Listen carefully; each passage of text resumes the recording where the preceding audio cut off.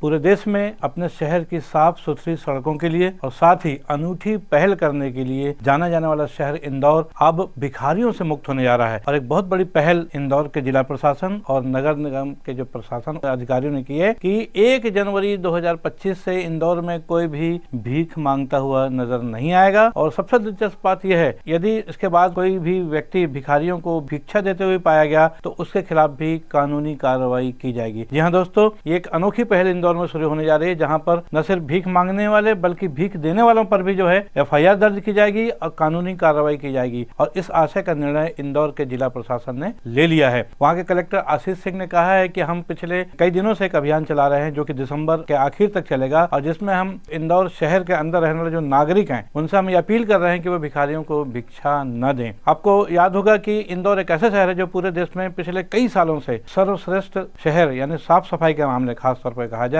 पहले नंबर पर डिक्लेयर होता रहा है। वहाँ की सड़कें बहुत साफ सुथरी है, वहाँ की बसाहट जिला प्रशासन और जो नगर निगम का जो उनका प्रशासन है बहुत इस पर तवज्जो देता है और जिसकी वजह से वो लगातार पहले नंबर पर बना हुआ है। और ये जो पायलट प्रोजेक्ट है केंद्र सरकार का है, जिसमें उन्होंने ये कोशिश की है कि कम से कम जो भिखारियों को मुक्त रखा जाए ऐसे शहरों को। 10 शहरों में अभियान चलाया जा रहा है। आपको बता दें, जिसमें देखा जाए तो इंदौर के अलावा जो शहर इसमें जहाँ पर ये पायलट प्रोजेक्ट चल रहा है उसमें दिल्ली है, बेंगलोर है, चेन्नई, हैदराबाद, इंदौर के अलावा लखनऊ, मुंबई, नागपुर, पटना और अहमदाबाद, ये वो 10 शहर हैं जहां पर पायलट प्रोजेक्ट चलाया जा रहा है, जिसमें शहरों को जो है भिक्षावृत्ति से मुक्त कराने का प्रयास किया जा रहा है। आपको बता दें कि आए दिन हम कहीं किस्से सुनते हैं, कहीं सोशल मीडिया में देखते हैं कि भिखारियों के पास अचानक किसी भिखारी की डेथ हो जाती है। जब उसको जिला प्रशासन उसकी तलाशी लेता है तो हजारों रुपए उनके पास निकलते हैं। ऐसे ही 2-3 मामले इंदौर में भी आए हैं जहां पर एक महिला के पास 75,000 रुपए की राशि मिली और जब पूछताछ में जब बात जानने की कोशिश किया गया पैसा कब से आया, कितने दिनों में आया, तो मालूम पड़ा कि 10 से 15 दिन के अंदर ही 75,000 रुपए उस महिला भिखारी ने एकत्र कर लिए थे। जो पायलट प्रोजेक्ट है उसके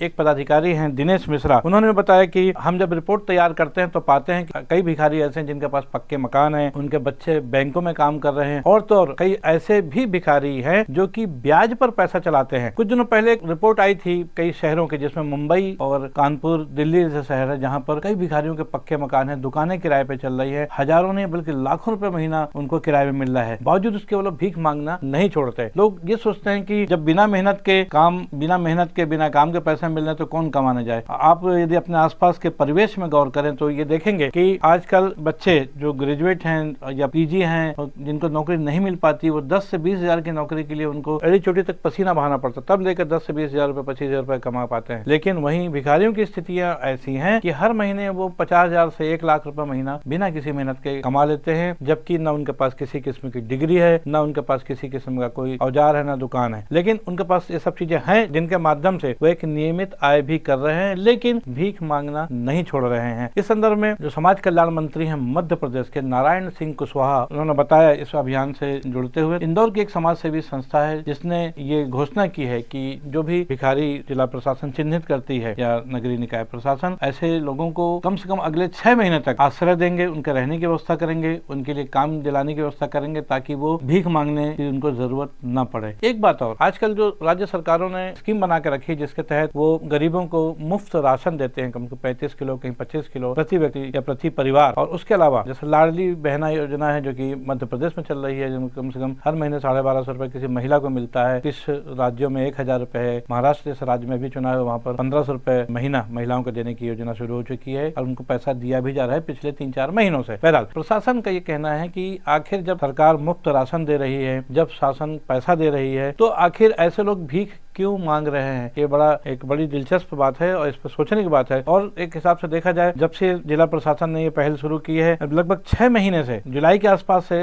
इंदौर प्रशासन ने इस दिशा में काम करना शुरू किया था और उन्होंने समाज में जागरूकता लाने की कोशिश की, लोगों को जागरूक करने के लिए वो पैसे दे करके इनको बढ़ावा न दे भिक्षावृत्ति को। और वहीं पर दूसरी तरफ देखा जाए तो भिखारियों को भी कहा है कि वो कोई रोजगार करें और भीख मांगना बंद कर दें। तो कुल मिला के देखा जाए इंदौर बहुत जल्द एक ऐसा शहर होगा जो कि अपनी साफ सफाई के साथ साथ भिक्षा भिक्षावृत्ति से मुक्त शहर भी माना जाएगा। तो कुल मिलाकर ये वाकई में खबर बड़ी दिलचस्प है, लेकिन अच्छी खबर है, जिसके तहत 1 जनवरी 2025 से इंदौर में भीख मांगने वालों के साथ ही साथ भीख देने वालों पर भी जो है FIR दर्ज हो सकता है, कानूनी कार्रवाई हो सकती है और उसके तहत जो भी उसमें विधान होगा उसके हिसाब से कार्रवाई होगी। इंदौर जिला प्रशासन और शासन के जो नगरीय निकाय प्रशासन, उसके इस आदेश के बाद न सिर्फ भिखारियों में हड़कंप मचा हुआ है, बल्कि जो कमजोर या भिखारियों को पैसे देकर के जो पुण्य कमाने की लालसा रखते हैं, ऐसे लोग भी बहुत सख्ते में हैं। जिला प्रशासन और केंद्र सरकार का जो प्रोजेक्ट है कहा जाए, जिसमें उन्होंने ये योजना शुरू की है, इसका आने वाले समय में कितना असर पड़ता है तो देखने वाली बात होगी। लेकिन निसंदेह जैसे कि कुछ शहरों में कभी या कुछ जिलों में ये माना जाता है कि कहीं अशिक्षा समाप्त कर दी जाती है, उसको काउंटिंग होती है कि भाई फलाना जिला या फलाना शहर शिक्षा से भरपूर हो गया है, अशिक्षा से मुक्त हो गया है, 100% वहाँ पर शिक्षित हो गए। खासतौर पर केरल जैसे राज्य में इस तरह की पाई जाती है। वैसे ही अंध उन्मूलन, जो अंधविश्वास उन्मूलन जो है, उस पर भी काम कर रही है सरकारें और ये माना जाता है कि फलाना क्षेत्र जो है वहाँ पर अंधविश्वास की चीजों को खत्म कर दिया गया है। हालांकि कभी कभी कुछ घटनाएं सामने आती है, लेकिन ये भिक्षा से मुक्त मतलब भिखारियों से मुक्त करने की जो पहल इंदौर प्रशासन ने शुरू की है, निसंदेह अपने आप में अनोखी है